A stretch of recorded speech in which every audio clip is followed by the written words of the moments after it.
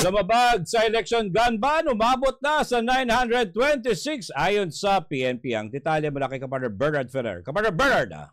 Umabot na sa 726 na individual ang naaresto ng Philippine National Police sa paglabag sa gun ban kaugnay ng barangay at sangguniang kabataan ng SK elections. Sa pulong balitan sa Camp Crame, sinabi ni PNP Public Information Office Chief Police Colonel Jean Fajardo na kabilang sa nahuli ang 870 sibilyan, 22 security guard, 4 na miyembro ng pulisya, 4 na miyembro ng militar, 3 miyembro ng iba pang law enforcement agencies at 2 elected government officials. Nasa 572 baril ang nakumpiska ng pulisya sa checkpoints at iba't ibang operasyon. Habang 1,120 baril ang naideposito sa police stations para sa safekeeping at 880 baril naman ang isinuko sa pulisya. Samantala nakapagtala ng 44 na election-related incidents of ERIs kung saan 6 ang suspected ERIs, 6 ang validated ERIs at 32 ang validated na non-ERIs. Para sa Diyos at sa Pilipinas kong mahal, Bernard Ferrer, Kapartner mo sa balita at serbisyo.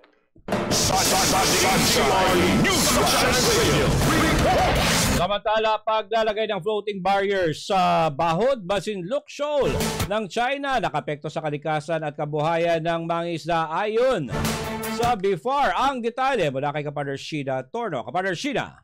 Naglabas na ng pahayag ang Bureau of Fisheries and Aquatic Resources of BIFAR ng Department of Agriculture sa mga inilagay na iligal na istruktura ng Chinese Coast Guard sa timog bahagi ng Bahod de Masinloc o Scarborough Shoal.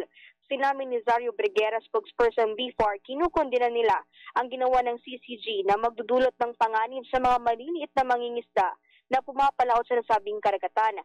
Punto ni Briguera, posibleng pumulupot sa propeller at makina ng bangka ang mga floating barrier. Bukod dito, mahahadlangan din ito ang hanap buhay ng mga maliliit na mangingisda. Git pa ng opisyal na babahala sila sa posibilidad na hindi lamang Bahod de Masinloc ang lagyan ng CCG ng mga illegal na istruktura, kung kaya't pinapayuhan naman ng BIFAR ang mga mangingisda sa lugar na mag-ingat sa pagpalaot sa Bahod de Masinloc. Para sa Diyos at sa Pilipinas kong mahal, ito si Sheena Torno, kapartner mo sa Balita at Serbisyo.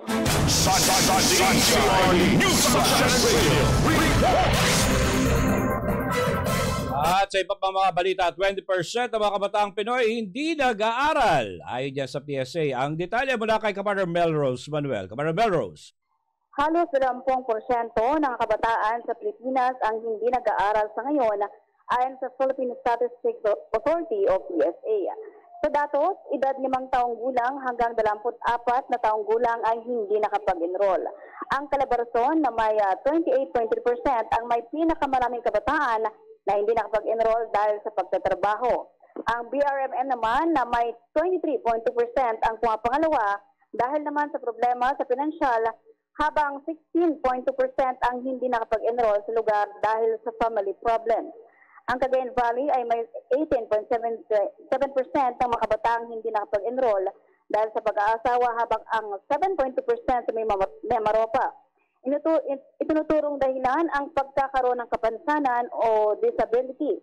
Sa kasarian, 25.9% ang mga lalaki na hindi nakapag-enroll dahil nagtatrabaho na, habang 17.9% ang walang interest mag-aral. Para sa Diyos at sa Pilipinas kong mahal, Melrose Manuel, kapartner mo sa Balita at Serbisyo.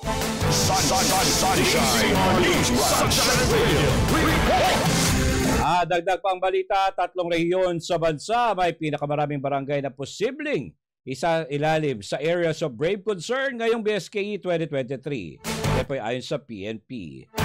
Alamin natin ang detalye mula kay Kapartner Paul Montibon. Kapartner Paul. Nasa 3 rehiyon sa bansa ang patuloy na binabantayan ngayon ng Philippine National Police dahil sa malaking kaso ng mga election-related incident itong nagdaang 2 halalan.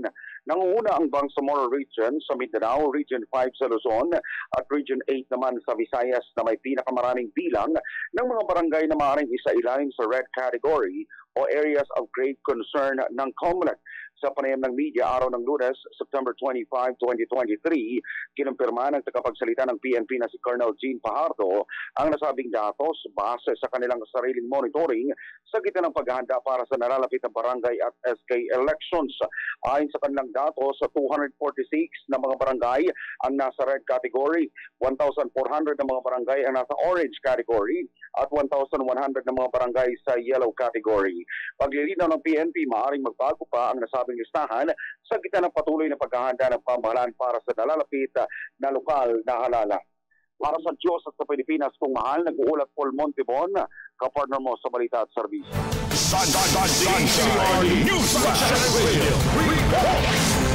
Samantala, Senator Villar pinanawagan na bigyan ng mga magsasaka ng dissenting kita. Ang detalye mula kay Kapartner Troy Gomez. Kapartner Troy.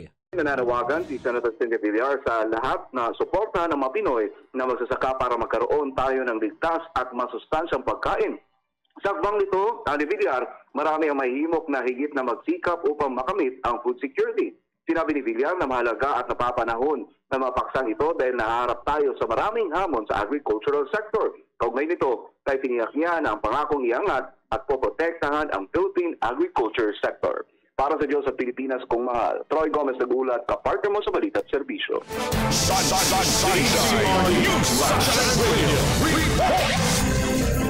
Samantala, PNP walang impormasyon sa ulat na pagpapadeport ng Canada kay dating PNP Chief Rodolfo Azurin. Ang detalye sa pagbabalik ni Kapartner Bernard Ferrer. Kapartner Bernard. Dumistansya ang Philippine National Police sa ulat na pagpapareport ng Canadian Immigration kay dating PNP Chief Police General Rodolfo Azurin Jr. Walang balitan sa Camp Crame, sinabi ni PNP Public Information Office Chief Police Colonel Jean Fajardo na wala silang natatanggap na impormasyon hinggil sa nasabing ulat. Ipinaubay na anya ng PNP sa Bureau of Immigration ang pagbibigay ng impormasyon tungkol sa dating pinuno ng pulisya.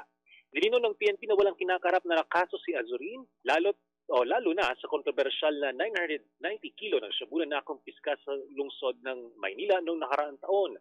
Nasangkol sa nasabing usapin ng ilang matataas opisyal ng PNP na nagbunsod naman ng malawakang internal cleansing program. Para sa Diyos at sa Pilipinas kong mahal, Bernard Ferrer, kapartner mo sa Balita at Serbisyo.